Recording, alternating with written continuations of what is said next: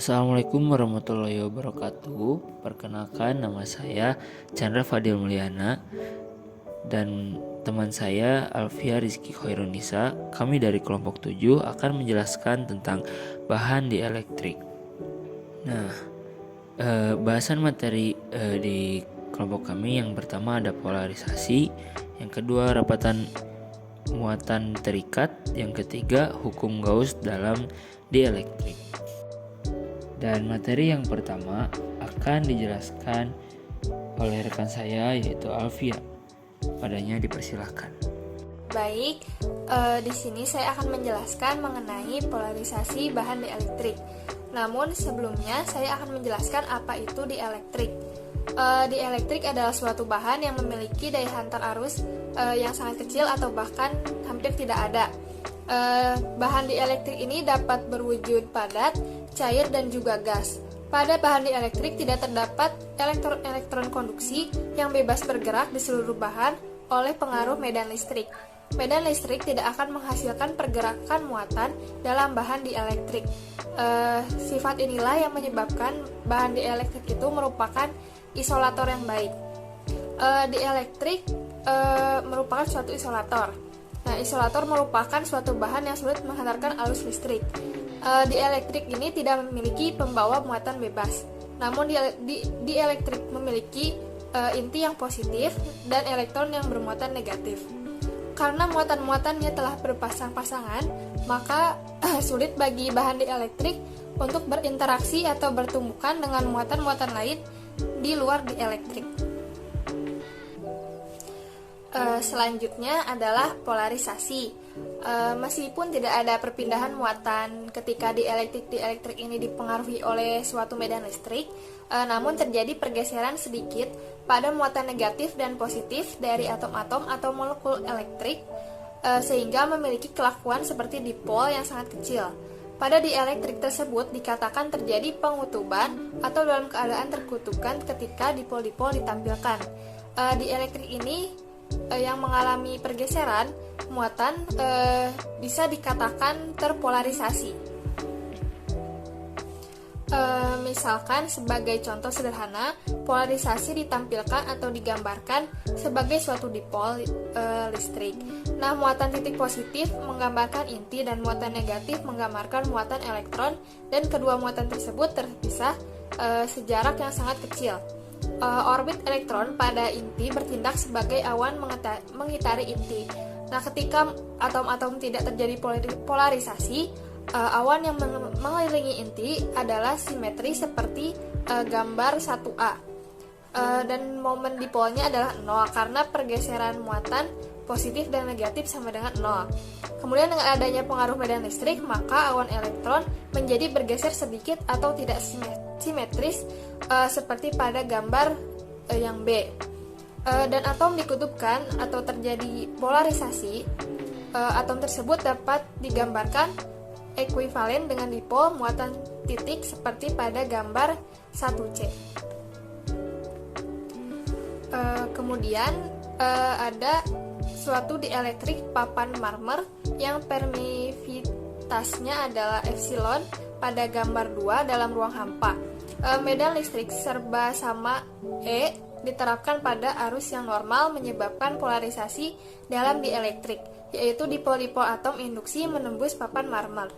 Hasil akhir dari polarisasi adalah menghasilkan lapisan muatan negatif pada salah satu permukaan dan lapisan positif pada permukaan lain dari papan tersebut, dengan muatan tiap-tiap dipol dilapisi oleh jarak L aksen atau ketebalan papan marmer. Bila suatu dieelektrik dalam medan listrik, maka dalam dieelektrik tersebut terbentuk dipol listrik. Bila diambil elemen volume dari dieelektrik adalah dV, maka momen dipol pada elemen volume itu adalah dP. Polarisasi didefinisikan sebagai momen dipol tolak persatuan volume, sehingga dapat dirumuskan P sama dengan dP per dV, di mana P adalah vektor dari polarisasi. Dari persamaan tersebut diperoleh P sama dengan integral P dV, di mana P itu adalah momen dipol total. Kemudian ada jenis-jenis polarisasi. Yang pertama adalah polarisasi elektronik. Polarisasi elektronik ini terjadi pada semua jenis dielektrik. Polarisasi terjadi karena pergeseran elektron pada atom atau molekul karena adanya medan listrik. Pusat muatan listrik positif dan negatif yang semula berimpit menjadi terpisah sehingga terbentuk dipol. Yang kedua ada polarisasi ionik. Nah, polarisasi jenis ini hanya teramati pada material dengan ikatan ion. Polarisasi terjadi karena pergeseran ion-ion yang berlawanan tanda karena pengaruh medan listrik. Dan yang terakhir ada polarisasi muatan ruang. Polarisasi ini terjadi karena pemisahan muatan-muatan ruang yang merupakan muatan-muatan bebas dalam ruang dielektrik. Mungkin cukup sekian yang dapat saya sampaikan. Saya kembalikan ke moderator. Terima kasih kepada Alfia yang telah menjelaskan tentang materi polarisasi. Kita lanjut ke materi yang kedua yang akan dijelaskan oleh saya sendiri, yaitu materi rapat muatan terikat. Dielektrik yang terpolarisasi dipandang mempunyai muatan yang disebut muatan terikat atau bound charge, atau disebut juga dengan muatan induksi yang menimbulkan medan listrik polarisasi di dalam dan di luar elektrik. Bisa dilihat juga di gambar dengan keterangan potensial di luar suatu benda terpolarisasi. Dengan mengambil suatu elemen volume delta V dalam dielektrik yang terpolarisasi, dalam volume terjadi polarisasi muatan, maka delta V mengalami momen dipol listrik yang terdapat di gambar, dan di mana R sama dengan jari-jari pergeseran muatan positif dan negatif.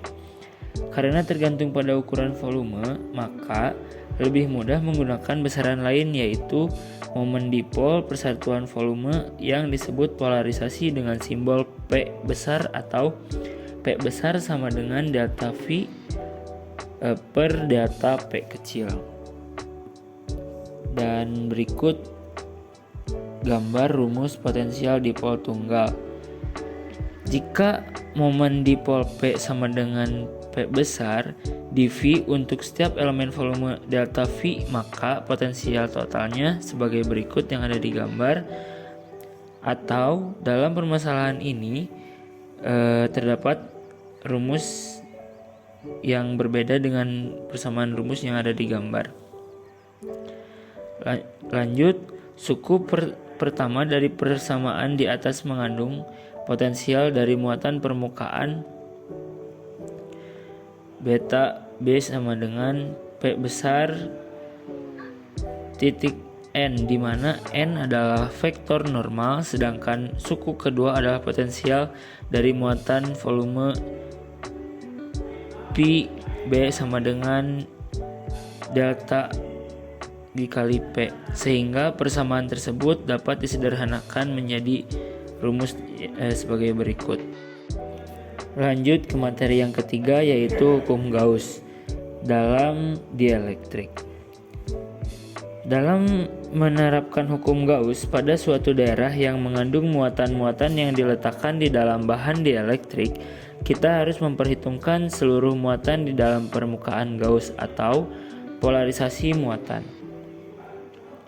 Efek polarisasi menghasilkan susunan rapat muatan Pi B sama dengan dikurangi delta titik P dalam dielektrik dan bersamaan sebagai berikut pada permukaan, sehingga rapatan total di dalam dielektrik dapat dituliskan seperti berikut gambar.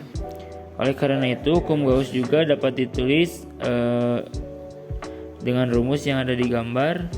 Hal itu mempermudah untuk mengkombinasikan dua suku divergen, yaitu dengan persamaan yang ada di gambar juga, sehingga hukum Gauss dapat dinyatakan D kali delta P sama dengan Pf dalam bentuk integral.